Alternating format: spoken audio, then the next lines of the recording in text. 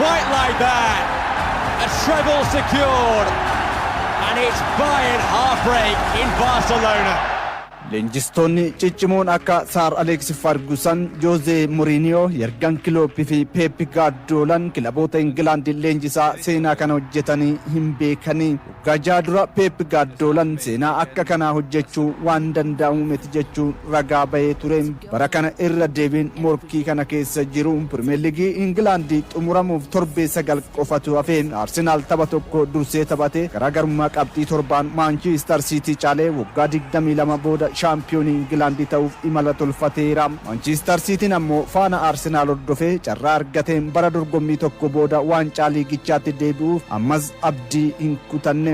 Leenjistoota lammii Spain kan durfaman Arsenal fi Manchester City bara kana wal morkiin isaanii waltajjii tokkoon qofaan hin dhaabanne. Baricha seenaa kana dura kilaboonni England kamiyyuu hojjetanii hin beekne galmeessuuf fuuldura isaanii jira. Athletic akkas jedha. Manchester City fi Arsenal keessaa tokko bara kana carraa waancaa 4 argachuu yookaan ammoo quadruple argachuu olaanaadha jedhama. Liigicha dursaa kan jiru Arsenal waancaa Champions League kilaboota Awurooppaatiin marsaa kilaboota 16 darbeera. Waancaa Karabaa Ingilaandiin xumuraaf Wembileetti Manchester City beellamateera.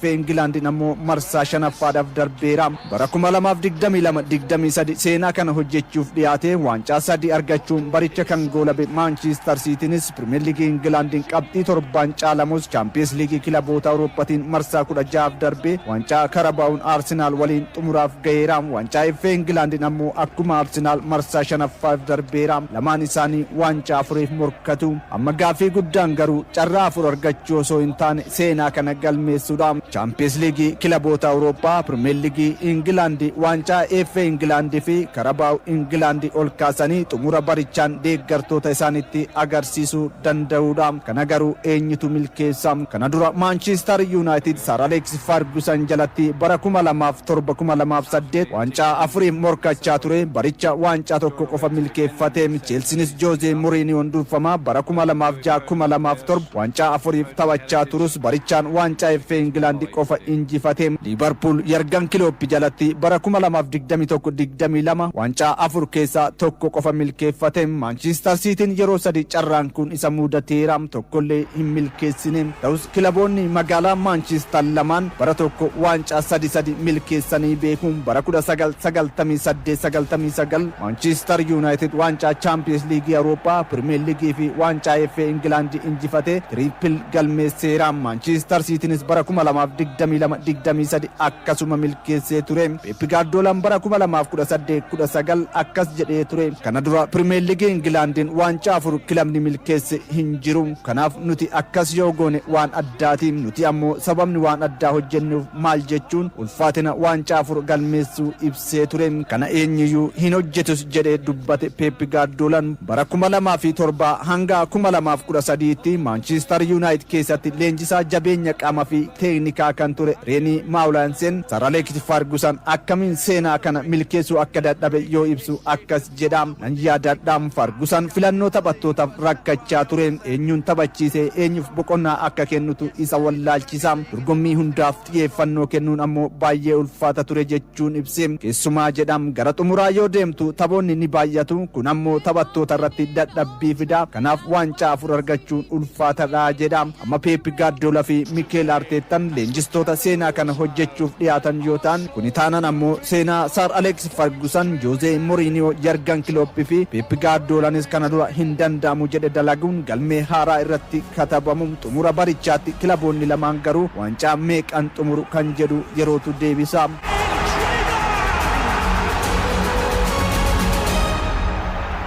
Waancaa FA England Liverpool Wolves injifachuun nuusa xumuraaf darbe.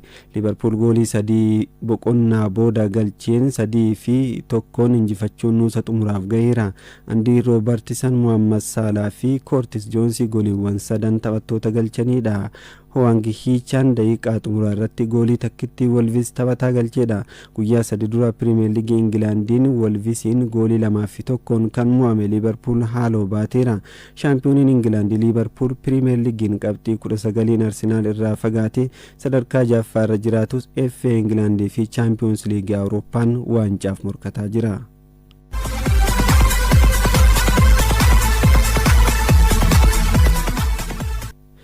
Waancaa FA Ingilaandiin har'a Arsenaal Maansfiild Maanchister Siitiin immoo Niwukaastil Yuunaayitid waliin taphatu. Waancaa FA Ingilaandii marsaa shanaffaan har'a sa'aatii 9:15 irraa eegaluun Arsenaal dirree isaatiin ala kilaba liigii Ingilaandii sadaffaa keessa jiru Maansfiild Taawun waliin taphata. Barana waancaa Pirimeer Liigii, Chaampiyoons Liigii Awurooppaa, FA fi Karabaawoo Ingilaandiif kan morkatu Arsenaal har'umaan xumuraaf darbuuf taphata. Pirimeer Liigii Ingilaandii tapha tokko dursee taphatee qabxii torbaan dursaa jira. Waancaa Karabaawoo xumuraaf gaheera. Arsenaal Maansfiild Taawun waliin waggoota 95 booda yeroo duraaf waliin taphatu. Galgala sa'aatii 5 irraa eegaluun Seent Jeems Paarkitti Niwukaastil Yuunaayitid Maanchister Siitii simata. Akkuma Arsenaal waancaa 4f morkataa kan jiru Maanchister Siitiin Pirimeer Liigiin Maanchister Yuunaayitid kan injifate Niwukaastil irraa qormaata jabaatu isa eeggata. Kilaboonni lamaan barana si'a shanaffaaf waliin morkatu. Waancaa Karabaawoo tapha dhaqaagalaa Maanchister Siitiin injifatee waancaaf darbuun ni yaadatama.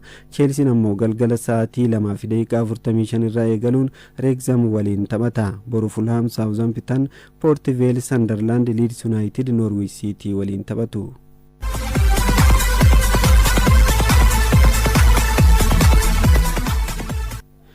La Liga Spain Real Madrid Celta Vigo injifateera. Real Madrid dirree isaatiin ala goolii 2-1 Celta Vigo injifachuun garaagarummaa qabxii Barcelona waliin qabu tokkotti dhibbise.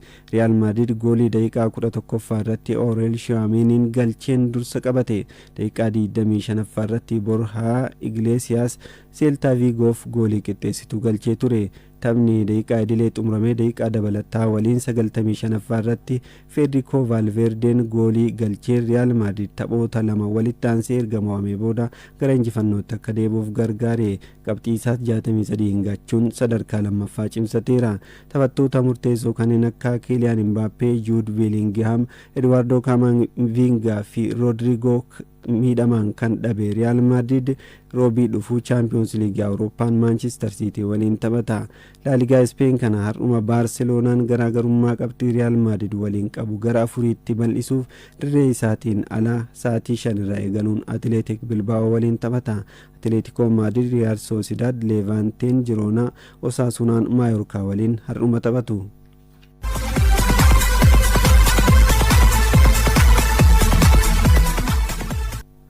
Bundesliga Germaniin Bayern Munich goolii 4-1 Borussia Mönchengladbach injifate. Harry Kane miidhamaan kan dhabe Bayern Munich goolii 4-1 Borussia Mönchengladbach injifachuun dursummaa isaa cimsateera. Shaampiyoonii Bundesliga Germanii Bayern Munichiif Luis Diaz, Konrad Lemar, Jamal Musiala fi Nicolas Jackson gooliiwwan tokko galchaniiru. Borussia Mönchengladbach Rocco Riis kaardii diimaadhaan dhabuun taphattoota 10 taphicha xumuruuf dirqameera. Kilabichaaf dargaggeessi umrii 17 Waal Mooyaan goolii mo'amurraa hin baraarre galcheera. Bayern Munich barana goolii 92 morkattoota isaa irratti galchuun riikardii liigichaa bara 1971 ofumaa isaa galmeessee qixxaachuuf goolii 9 qofatu isaafa. Harry Kane immoo taphoota 9 hafaniin goolii 11 galchinaan riikardii bara tokkotti goolii 41 galchuun Robert Lewandowskiin qabamee jirutti ni qixxaata. Kane miidhamarraa bayyanachuun tapha Chaampiyoons Liigii Awurooppaa Atalantaa waliin qabaniif ni gaha jedhame. Har'uma itti fufuun Freiburg Bayer Leverkusen, Cologne Borussia Dortmund, RB Leipzig Augsburg waliin taphatu.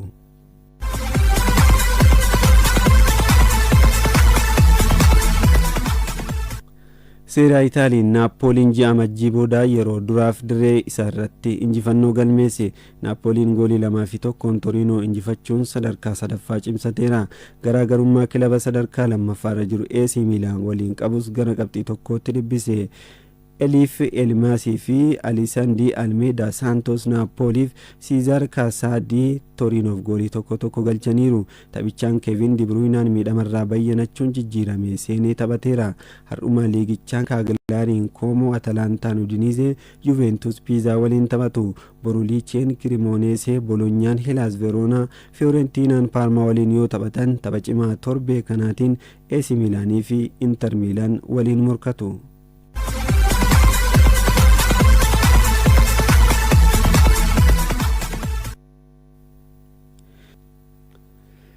Miidhamni Cristiano Ronaldo kan yaadame ol jedhan leenjisaan Al Nassr Jorge Jesus Taphataan sarara fuulduraa Al Naasir lammiin Poorchugaal Roonaaldoo tapha Al Naasir Alfeehaa waliin taphate irratti miidhamni maashaa isa mudate.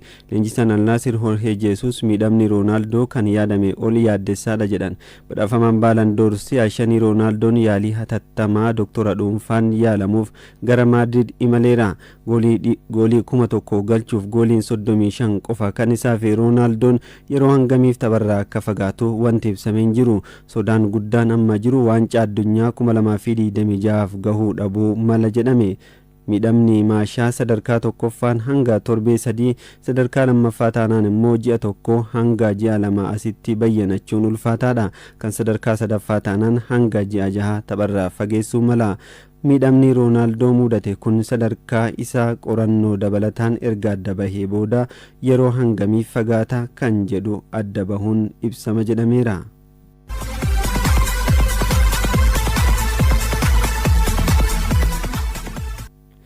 Manchester United gatii tikkeettii seensa isteediyeemii irratti daballii taasise. Manchester United bara dorgommii 2026-27 gatii seensa isteediyeemii Old Trafford harka 5 akka dabalu ifoomse. Manchester United waggoota 4f walitti aansuun daballii gatii tikkeettii seensaa taasiseera. Daballiin amma godhame kun jijjiirraa taphattootaa gannaan paawundii miiliyoona 200 baasee fi haaromsa isteediyeemii eegale xumursiisuuf jedhame. Bara dorgommii dhufu isteediyeemii Old Trafforditti gatiin tikkeettii seensaa inni xiqqaan kan taphoota liigichaa 19 paawundii 646 jedhame. Kunis taphoota 19 dirree ofii irratti taphatu giddugaleessaan tapha tokkoon paawundii 34 ta'a jechuudha. Kilabichi daballiin gatii tikkeettii seensaa kun kilabicha gara iddoo isaatti deebisuuf kan xiyyeeffate ta'uu deeggartoonni hubachuu akka qaban gaafateera.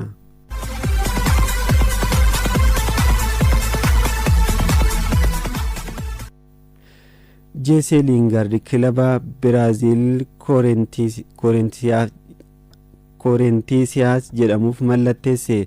Corinthians akka beeksisetti Lingard jijjiirraa bilisaan mallatteessifate. Taphataa duraanii Manchester United Lingard hanga xumuraa bara kanaatti kilabichaaf mallatteesse. Taphatichi ga'umsi mul'ise ilaalamuun hanga xumuraa bara 2027tti turuu isa dandeessisa. Akaadaamii Manchester United keessaa kan guddate Lingard bara 2023 Nottingham Forestiif mallatteesse. Yeroo ammaa umrii isaa 33 kan guute taphatichi waggoota lamaan gara Kooriyaa imaluun kilaba Seoul jedhamuuf taphataa ture. Taphoota 41 kilabichaaf taphateen goolii 13 galchuun 7 hiriyoota isaatiif mijeessee kenneera. Lingard Corinthians keessatti fooytuu lakkoofsa 77 uffatee taphata.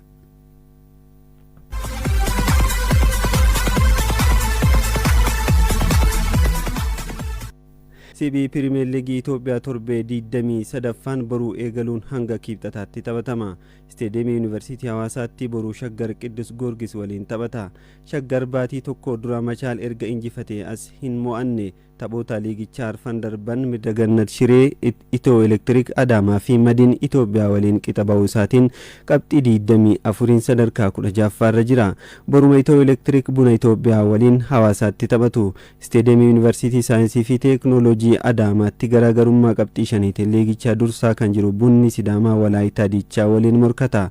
Machaal ammoo Yuunivarsiitii Walwaaloo Addigiraat waliin morkiin taasisuun eeggama. Wixataa Nageellee Arsiin taphoota 3 booda injifannootti deebuuf Baardaar waliin taphata. Yuunivarsiitii Hawaasaatti Itoo Madiin Hadiyyaa Hosaanaa waliin morkiin taasisuun eeggama. Wixatuma Adaamaatti Middagannat Shireen Faasil Dirree Dhawaan injifannootti horsiisuuf Baankii Daldalaa waliin taphata. Kibxataa Adaamaan Arbaa Minci Hawaasaan Maqalee Sabaa Handartaa waliin taphatu.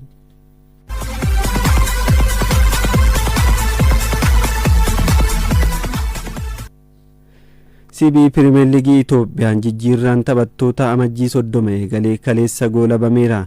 Jijjiirraa waqtii kanaan taphattoonni 32 kilaboota Premier League Itoophiyaa garagaraaf mallatteessaniiru. Kilabiin Oromiyaa Nageellee Arsiin sarara fuulduraa cimsachuuf Kitikaa Jimaa Maqalee Sabaa Handartaa irraa waliigaltee waggaa tokkoon mallatteessifate. Shaggar ammoo Biniyaam Fiqiruu fi Yoseef Taarraqeen waggaa tokkoon mallatteessifateera. Anteenaa Tafarraa fi Adnaan Rashiid ammoo kilabicha gadhiisaniiru. Dursaa Taphataan liigichaa Bunni Sidaamaa Abeel Yaaloo fi Suraafeel Daanyaachoo mallatteessifachuun hirmaannaa olaanaa taasise. Sadarkaa lammaffaarra kan jiru Hawaasaan Daagim Tafarraa Adaamarraa Adnan Rashiid Shaggarirraa mallatteessifateera. Kilaboota liigicha keessa jiran sadarkaa xumuraarra jiran keessa Arbaa Mincii fi Walaayittaa Diichaan taphattoota 4 mallatteessifatan. Madiin Itoophiyaa fi Bunni Itoophiyaa taphattoota 3 mallatteessifachuun hirmaannaa olaanaa taasisaniiru.